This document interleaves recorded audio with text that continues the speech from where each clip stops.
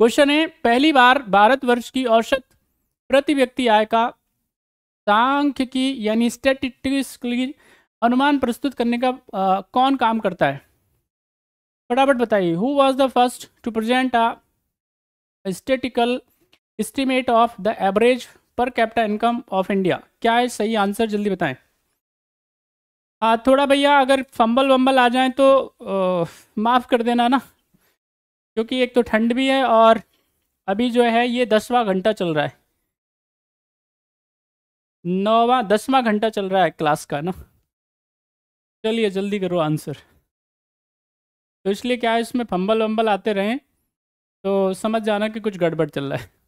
चलिए जल्दी बताएं फटाफट से। आपको बताना है इनमें से कौन महारथी हैं जिन्होंने भारत की प्रति व्यक्ति आय के बारे में जानकारी दी है। तो समझिए भाई, देखो ध्यानपूर्वक, ऐसे वैसे जवाब मत दिया करो यार। देखो यहाँ पे आप देखेंगे गोपाल कृष्ण गोखले साहब जो हैं वो क्या हैं, वो राजनेता हैं, है कि नहीं, महात्मा गांधी जी के क्या है, गुरु हैं। तो इनका इकोनॉमी के मामले में थोड़ा हाथ तंग है, समझिए ना इस बात को। फिरोज शाह मेहता जी भी जो है बेसिकली ये क्या है, वकील हैं, ठीक है। इकोनॉमी के मामले में इनका थोड़ा हाथ तंग है, लेकिन उतना नहीं है जितना आप समझ रहे हो। दादा भाई नौरोजी जो है बेसिकली अभी हम बता ही दिए। पर कैपिटा इनकम के बारे में जो बात करते हैं वो करते हैं रमेश चंद्र जी, आरसी दत्त, समझ में आ रही है।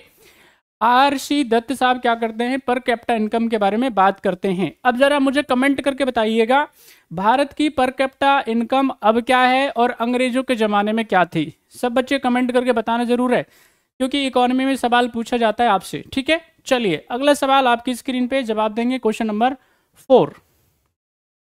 जल्दी आंसर करो। बताना है आपको दस्तक शब्द से क्या तात्पर्य है, जल्दी बताइएगा। विद्रोह, शुल्क मुक्त व्यापार, बंदरगाह और बाजार,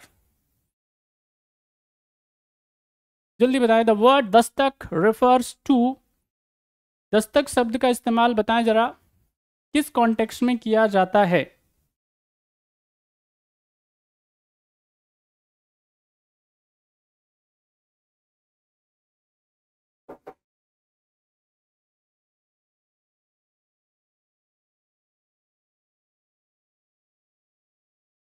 चलो देखो वैसे क्या है,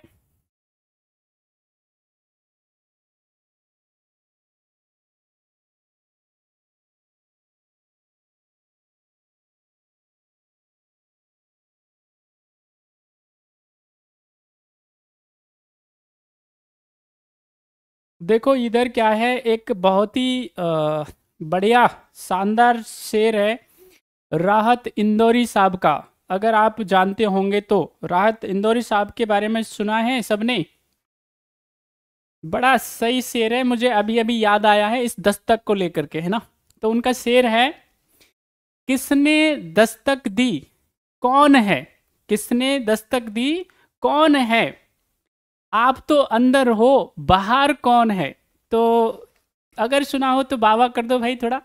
यहाँ पे दस्तक जो है, दस्तक का मतलब क्या होता है, जब कोई आ जाता है, ठीक है कि नहीं, गेट खटखटाए आपका, है ना, पूछे भाई कौन है क्या है, तो उसको भी दस्तक बोलते हैं ना। जैसे आप क्या कर देते हो, किसी को ऐसे ठप्पा करते हो ना, तो उसको भी दस्तक बोलते हैं। तो यहाँ पे बड़ा बढ़िया शेर था उनका। तो यहाँ दस्तक का मतलब ये नहीं है, दस्तक का मतलब क्या होता है, ड्यूटी फ्री ट्रेड की बात की जाती है ना। यहाँ पे क्या बात की जाती है, यानी यहाँ पे क्या नहीं किया जाएगा, शुल्क मुक्त व्यापार इसको बोलते हैं। अब यहाँ पे शुल्क मुक्त जब हम व्यापार की बात करेंगे, शुल्क मुक्त जब हम व्यापार की बात करेंगे, तो यहाँ पे आप देखिएगा 17 यहाँ पे देखेंगे, जो 7 है उसमें औरंगजेब की एक्सपायरी हो जाती है। और जब औरंगजेब साहब की एक्सपायरी हो जाती है, अंतिम मुगल हम बादशाह की बात करेंगे जिसके पास शक्ति थी। अब उसके बाद में क्या है, फर्रुखसियर बन रहे हैं क्या, शासक। अब फर्रुखसियर ने क्या किया जाता है, फर्रुखसियर के द्वारा ईस्ट इंडिया कंपनी को, ईस्ट इंडिया और कंपनी को क्या है, बंगाल में शुल्क मुक्त व्यापार करने की क्या दी जाती है, परमिशन दी जाती है, जिसका नाम रखा जाता है, जिसको कहा जाता है दस्तक, ठीक है कि नहीं। तो इसका सही आंसर क्या हो जाएगा, B is the right answer. Next question आपकी स्क्रीन पे, जवाब दीजिए आप फटाफट से। स्वागत है भाई आपका सुधा जी, नमस्कार। चलिए अगले सवाल का जवाब दीजिए, क्या है सही जवाब। इस वायसराय के काल में इंपीरियल कृषि विभाग का निर्माण हुआ और पूसा में कृषि संस्थान की स्थापना हुई? कमेंट करिए जल्दी से, क्या है सही जवाब। During the period of which viceroy the imperial agriculture department was created and the agriculture institute was established in Pusa? क्या है सही आंसर? जल्दी जल्दी जवाब दें सारे बच्चे।